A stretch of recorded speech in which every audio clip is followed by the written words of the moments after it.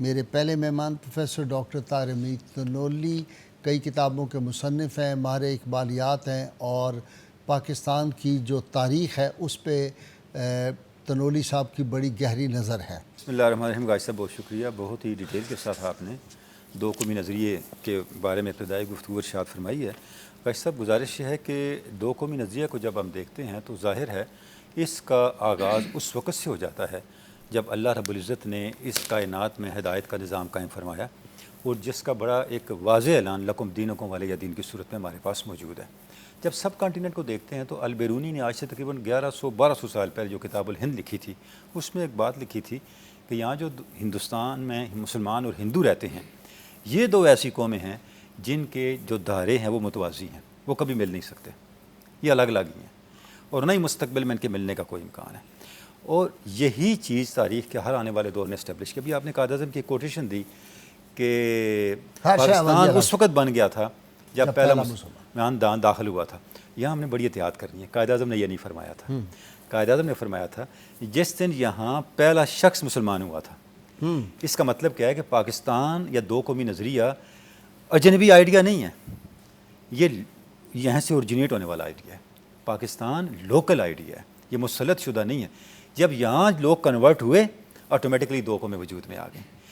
اچھا، آگے چل کے جب ہم دیکھتے ہیں غازی صاحب تو کتنا خود سر سید کا جو اردو کے اوپر ڈاکٹر صاحب جو اردو ہندی تنازع ہوا، چشتی اجمیری یہاں پیدا ہوا تھا، دیکھیں میں عرض کرتا ہوں داتا گنج میں یہاں پیدا ہوا تھا، اسماعیل بخاری یہاں پیدا ہوا تھا، محمد یہ بن قاسم سارے یہاں پیدا لوگ ہوا ایک یہ یونیورسل ہیں، یہ تو پیغام لے کے آئے، یہ پیغام لے کے۔ اچھا، جو چیز ہم ڈسکس کرنا چاہ رہے ہیں، پاکستان بن گیا جب لا الہ الا اللہ محمد رسول اللہ کہنے والا کوئی یہاں کا تھا یا باہر کا، جس نے قدم رکھا پاکستان بن گیا۔ میں قائد اعظم کی کوٹیشن کی کیونکہ ہسٹوریکل فیکٹ ہے۔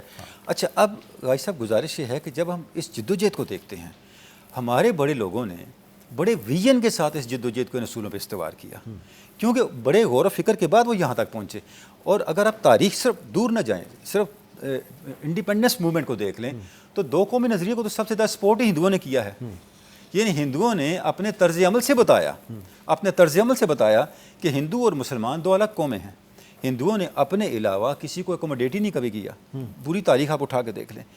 اچھا، اور قائد اعظم نے تاریخ کی ضرورت نہیں، مودی کے منسٹروں کا، اور جو مودی گجرات میں کر رہا ہے اس سے واضح۔ اچھا، جس قائد اعظم نے جو قرارداد پاکستان کے موقع پہ 22 مارچ کو جو اوپننگ سپیچ دی، جو صدارتی خطبہ دیا، اس میں جس طرح انہوں نے ڈیفائن کیا کہ ہندو اور مسلمان، ہندو مت اور اسلام اتنے مختلف ہیں، ان کا مذہب، ان کا ادب، ان کا کھانا پینا، شادیاں، اتنا اختلاف ہے حتیٰ کہ ایک کے دشمن دوسرے کے ہیرو ہیں، ایک کی شکست دوسرے کی فتح ہے، یہ کیسے اکٹھے رہ سکتے ہیں؟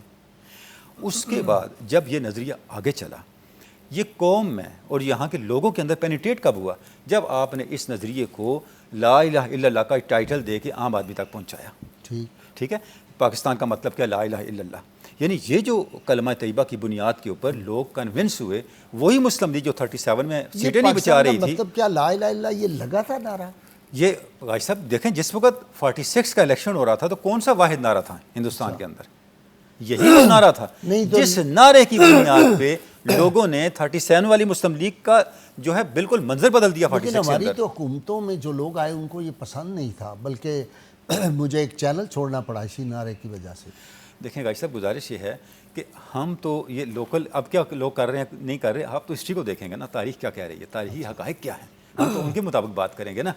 تو جس وقت یہ نعرہ قوم نے سنا اس لیڈرشپ سے، اس کے بعد اس قوم نے اپنی لیڈرشپ کی بات پہ لبیک کہا، اپنی لیڈرشپ کی بات کو تسلیم کیا، اور اپنی لیڈرشپ کی بات کے اوپر لبیک کہتے ہوئے وہی جماعت جو جماعت 37 میں اپنی سیٹیں تک سیکیور نہیں کر پا رہی تھی، اس جماعت نے 46 کے اندر ایک سوینک وکٹری حاصل کی، اور ایک ایسی فتح حاصل کی جس فتح کے نتیجے میں آگے جا کے جب 6 اپریل 1946 کو دہلی کنونشن ہوا، اس کنونشن میں پھر یہ فیصلہ کیا گیا کہ اب ہماری منزل صرف اور صرف پاکستان ہے۔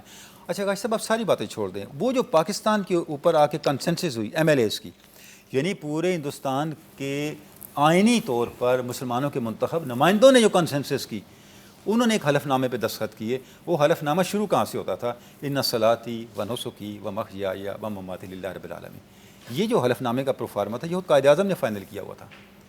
یعنی آپ دیکھیں اب قائد اعظم سیکولر تھے یہ تو جو یہ کیسے یہ آپ بات بھائی صاحب دیکھیں جو ملک بنانے کے لیے قائد اعظم جو کمٹمنٹ لے رہے تھے وہ کس کے اوپر لے رہے تھے؟ وہ اللہ رسول کے اوپر لے رہے تھے. یار یہ کتنی بڑی بات کہہ رہے ہیں قائد یہ کوئی اعظم. آپ بات ایسے افسانوی نہ کر رہے ہوں.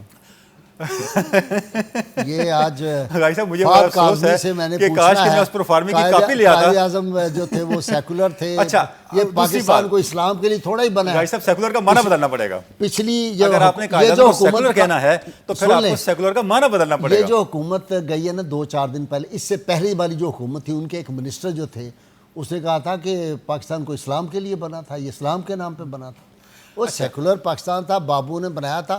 اس میں مشائخ اور علماء کا کیا تھا؟ ساری آپ دیکھیں صرف لفظ پاکستان پہ غور کر لیں. آپ پاکستان کے اندر ہے کیا مجھے بتائیں؟ اس میں لسانیت ہے اس لفظ کے اندر، اس میں علاقائیت ہے، اس میں کوئی رنگ و نسل کا ذکر ہے. یہ پاکستان آپ کو کہتا کیا ہے؟ کیا چیز بتاتا ہے مجھے بتائیں؟ سوائے اسلام کے اس میں ہے کیا؟ Land of the pure people. مجھے بتائیں ایک مسلمان یہاں پہ تو اکثریت پیور پیپل پھر تبھی ہو سکتے ہیں میرے فارمولے پہ عمل کریں، سب کو بلوچستان لے جائیں اور ان گندوں کو مار دیں. اشرافیہ اسلام آباد میں محلوں میں ٹھہرے آرام سے، باہر امریکہ جائے، آسٹریلیا میں بھائی صاحب آپ جزیرے دیکھیں خریدے. کہ یہ جو پاکستانی قوم ہے پاکستان سے پہلے تو تھی نہیں. یہ دیکھیں یا پنجابی تھے، سندھی تھے، بلوچ تھے، پاکستانی تو کوئی نہیں تھا. اگر آپ یہ کہتے ہیں کہ پاکستان اسلام پہ نہیں بنا، پہلے تو اس کا بتائیں کہ یہ لفظ کس آئیڈینٹی کو ریپرزینٹ کرتا ہے. اس پہ کھڑے ہو کے آپ اپنی آئیڈینٹی کریٹ کریں نا. ٹھیک، آپ اپنی جس آئیڈینٹی پہ کھڑے ہیں اسی کے خلاف بات کر رہے ہیں.